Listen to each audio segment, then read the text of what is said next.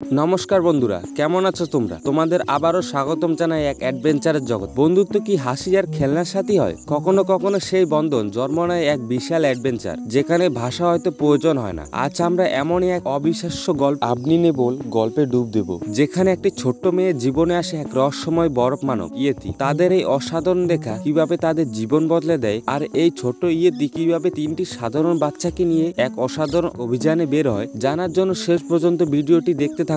বিশ্বাস করো, এই গল্পটি তোমাদের মন ছুঁয়ে যাবে। তো দেরি না করে চলুন শুরু করা যাক। মুভির শুরুতে আমরা দেখতে পাই ই নামে একটি মেয়েকে, যে সকালবেলা ঘুম থেকে উঠে খাবার না খেয়ে বাইরে যাওয়ার জন্য রওনা হয়। তখন তার মা তাকে বলে, কোথায় যাচ্ছ তুমি? ই তখন বলে, আমি বাইরে যাচ্ছি, আমার কিছু কাজ আছে। তখন তার ঠাম্মু বলে, আজ তো ছুটির দিন, এমন কি কাজ আছে তোমার শুনি, এত সকাল সকাল বাইরে যাচ্ছ? তখন তার ঠাম্মু মোচা করে বলে, যাই করো না কেন, কোনো ছেলের সাথে একদম মিশবে না। তার মা তাকে বলে, তোমার কিছু টাকা লাগবে? ই বলে, না, আমার কোনো টাকা লাগবে না। আর তার ঠাম্মুকে বলে, একদম চিন্তা করো না, আমি কোনো ছেলের সাথে মিশবো না। এই বলে সে ঘর থেকে বের হয়ে যায়। বাইরে বের হয়ে সে মূলত নানা ধরনের কাজ করে টাকা উপার্জন করে। কারো কুকুর তার মালিকের বাড়িতে পৌঁছে দেয়, কোনো পণ্য ডেলিভারি দেয়, এবং যেখানে সেখানে ময়লা পরিষ্কার করার মতো কাজ করে। এসব কাজের বিনিময়ে সে মূলত টাকা পায়, এবং সেই টাকা সে বহুদিন ধরে জমা। এতটুকু মেয়ে কেন এত টাকা জমাচ্ছে তা আমরা একটু পরে জানতে পারবো। তারপরে সে বাড়িতে চলে আসে। ইয়ের তেমন কোনো ঘনিষ্ঠ বন্ধু নেই, তবে সেখানে প্যান নামে একটি ছেলে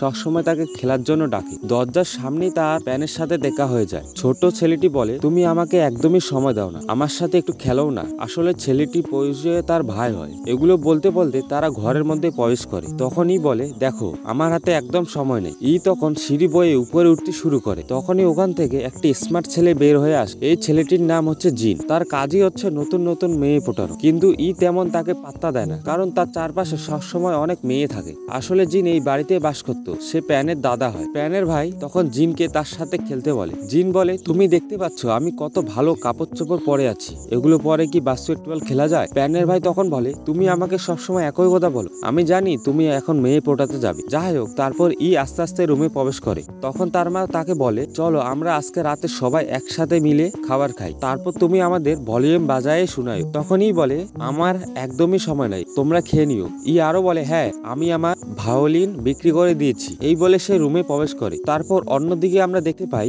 একটি ল্যাব থেকে একটি অদ্ভুত সাদা জন্তু পালিয়ে যাওয়ার চেষ্টা করেছে। ল্যাবে আমরা যারা নামে একটি ডাক্তারকেও দেখতে পাই। তারা জন্তুটাকে ধরার চেষ্টা করছিল। ডক্টর যারা সবাইকে নিষেধ করে যেন তাকে গুলি না করা হয়। এদিকে জন্তুটা পালাতে পালাতে ল্যাবের মেন গেটে পৌঁছে যায়। দরজাটি ছিল ইলেকট্রনিক মোশন। জন্তুটি দরজাটি স্পর্শ করলে সঙ্গে সঙ্গে সেখানে মারা যেতে পারে। কিন্তু তখনই ঘটে যায় এক আশ্চর্য ঘটনা। তখন ওই জন্তুটার তার শরীর থেকে এক অদ্ভুত রকমের আলো ছাড়তে শুরু করে, যার ফলে দরজাটির ইলেকট্রনিক মেশিন ভেঙে যায় এবং দরজাটি খুলে যায়। আর জন্তুটা সেখান থেকে পালিয়ে যায়। পালাতে পালাতে রাতের অন্ধকারে একটা ছাদে উঠে সেই জন্তুটা চুপচাপ সেখানে বসে থাকে। আর তার সামনে একটা মাউন্ট এভারেস্টের ছবি দেখে জন্তুটা যেন খুব এক্সাইটেড হয়ে যায়। যাই হোক, তারপর আমরা সেই ই নামের মেয়েটিকে দেখতে পাই।